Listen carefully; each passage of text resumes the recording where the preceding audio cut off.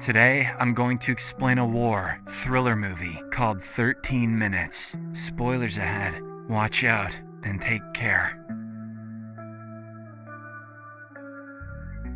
The movie opens as a German worker named Georg Elser packs some homemade dynamite sticks inside a stone pillar. He then checks the clockwork mechanism of the time bomb he has made and covers the hole in the pillar. George makes sure everything is well hidden so that nobody suspects what is about to happen. Meanwhile, it appears that he has injured himself while putting things together. There are several cuts on his hand and discomfort in his knees. It is late in the night of November 7th, 1939, and George is currently in Bürgerbraukeller.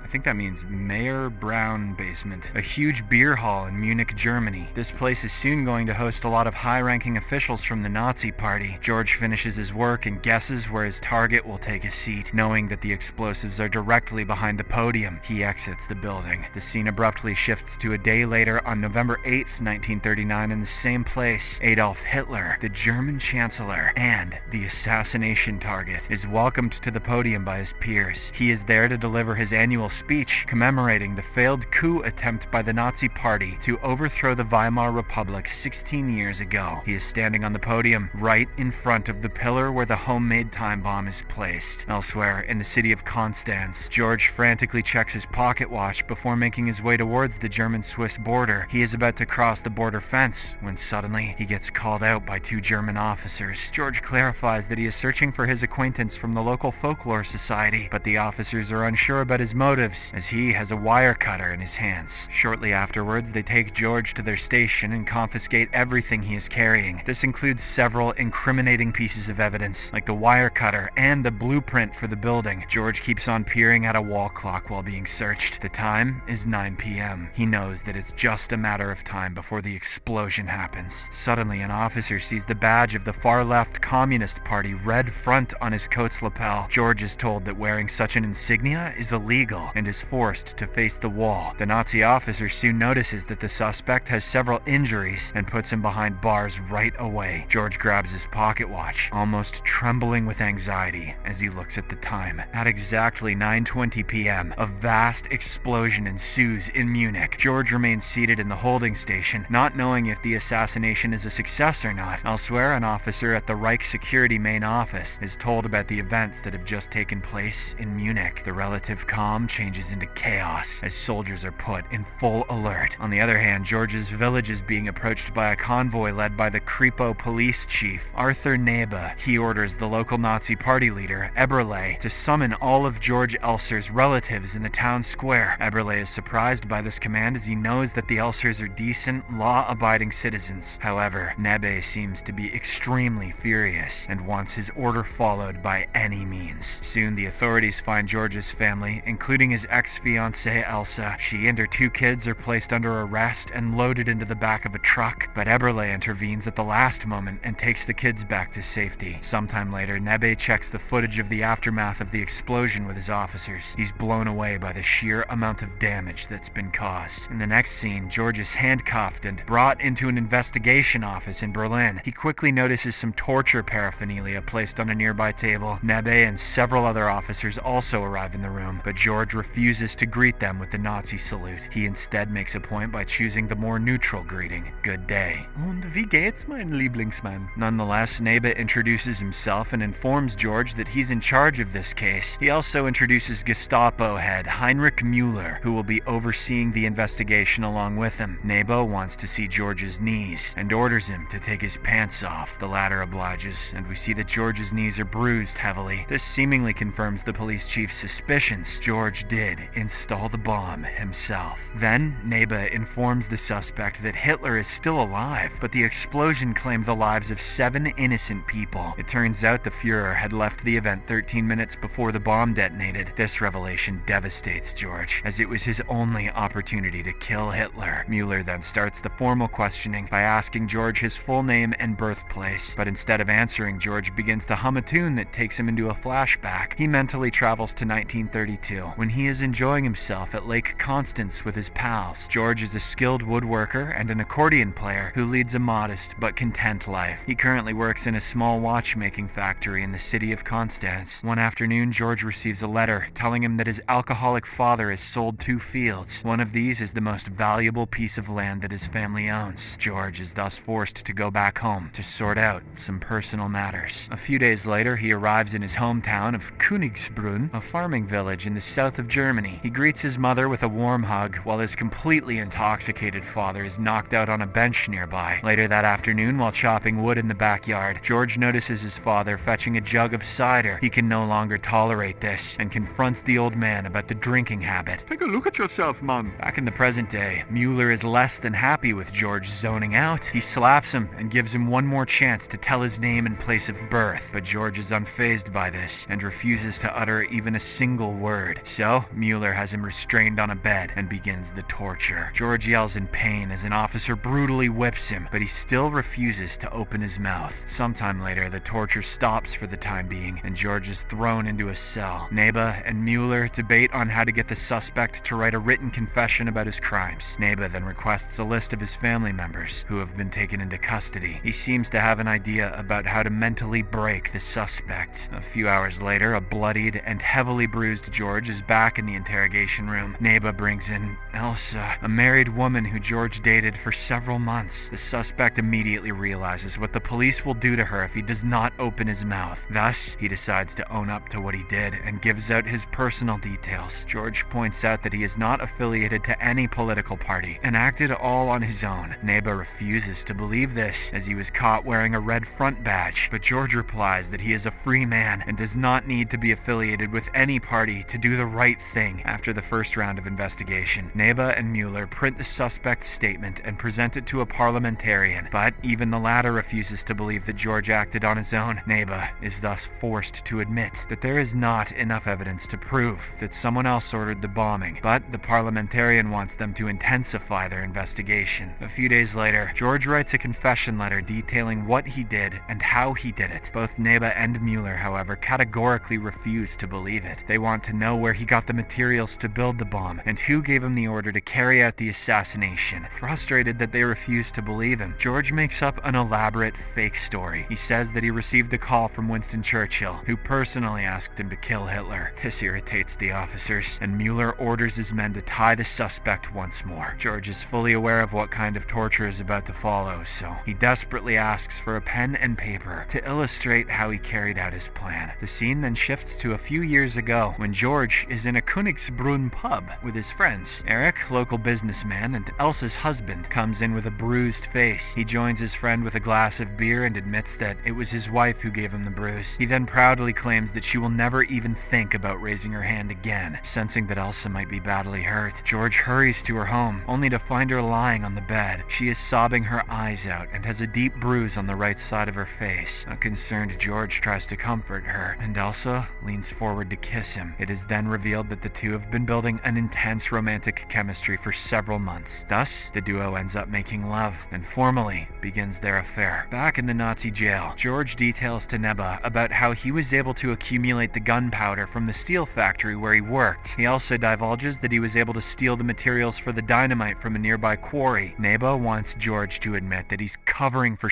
someone else, but the latter is very firm that he acted alone. To prove his point, George shows how he made 2 clockworks and a detonator that ultimately triggered the explosion. As the intense questioning and torture goes on, George also dips in and out of his memories. One beautiful afternoon, while they are out on a picnic, Elsa reveals that she is pregnant, but she isn't quite sure if the baby belongs to George or her abusive alcoholic husband Eric. It'll be easy, honey. We'll just wait and see if the baby looks like a piece of shit. On the other hand, the Nazi propaganda is slowly beginning to poison the hearts and minds of people in rural Germany. There are Nazi party members everywhere, and anyone who dissents is thrown in jail. George and his friend Joseph, who is a member of the Red Front opposition party, regularly listen to Soviet news on their radio. They find out that Hitler recently ordered the bombing of a Spanish town, killing 260 innocent civilians. This infuriates George, and he wants to put a stop to it, but he soon learns that Hitler is planning to attack Poland. Things also begin to go downhill in his personal life when Eric catches George making out with his wife. At this point in time, George is rendered renting in the basement of Eric's home and regularly making love with Elsa. An infuriated Eric then throws his wife to the floor and brutally kicks her pregnant belly. But George responds strongly by grabbing a knife and threatening to kill the alcoholic husband if he doesn't stop. Weeks pass by, and while there is turmoil in his personal life, George begins to plan how to carry out the assassination. He collects news articles that show Hitler giving speeches every year at the Bürgerbraukeller in Munich. Behind the podium is a giant Nazi party flag covering a solid pillar. George heads to Munich, waits until the venue is empty, and sneaks inside the hall. He goes behind the stage to get an accurate dimension of the pillar that would be required to carry out his plan. Back in the interrogation room, George expresses his disgust about Hitler and his policies. Salaries are low, protesters are sent to concentration camps, and Jews are being discriminated against because of their faith. George adds that there will be consequences to what Hitler is doing, and it will lead to Germany's downfall. Following this latest round of questioning, his typewritten confession is finalized. Neba is now convinced that George was on his own when the attack was executed, but Mueller still believes there is a huge conspiracy behind the attack. While the two are discussing their next move, George begs a secretary to send a message to Elsa and his family. He also wants to send condolences to the family of people who got killed in the explosion. The secretary then hands Elsa's photo to George and asks him not to tell anybody that he got it from her. Upon seeing the photo, George goes into a flashback to the time when Elsa gives birth to their son. She even names the baby George and is ready to divorce her abusive husband. However, this doesn't stop George from his determination to carry out his plan. He keeps honing his skill to perfect the execution of the bombing. For a trial run, he puts a replica bomb on a tree in a remote area. The explosion is massive and blows the entire tree to smithereens. Ich bin zum Tod geworden, zum Zerstörer der Welten. Back in the present, the parliamentarian storms into the interrogation room and slams George's face on the table repeatedly after hearing what he said about their leader, Hitler. We also get to see that Neba is now starting to question the motives of the Nazi Party's superiors, but does not dare to act on it. The parliamentarian then instructs Neba and Mueller to do whatever it takes to find out whom George got the order from. With the mounting pressure, George is tied down and given the secret hallucinogen, Pervitin. The officers then ask a sedated George who ordered the bombings, but the latter once again repeats his statement. Sometime later, George awakens from his hallucination and decides to change his tone. He acknowledges that he now wants to right his mistakes and reintegrate into the German community. George says that the assassination was unsuccessful purely because his motives were not correct. After this statement, he is taken to the concentration camp in Dachau. 5 years later, Neba is sentenced to death for his part in an assassination attempt to kill Hitler. He is executed by means of hanging in the Dachau concentration camp. George learns about the fate of Neba from Franz, a disabled prison guard. George is surprised, but also wants to know where Elsa is, as he believes that she might still be alive somewhere. Although empathetic, Franz knows that there's nothing he can do about it. He simply gives George some music sheets to play on his zither, a musical instrument, as a token of appreciation. As the film closes, George is told by Franz that 100,000 people perished in a single night after England destroyed one of their cities. George regrets it, since he knows that if his strategy had succeeded, this could have been avoided. He is soon taken out of his cell by more guards, and Mueller gives the order for his execution. The movie is based on true events.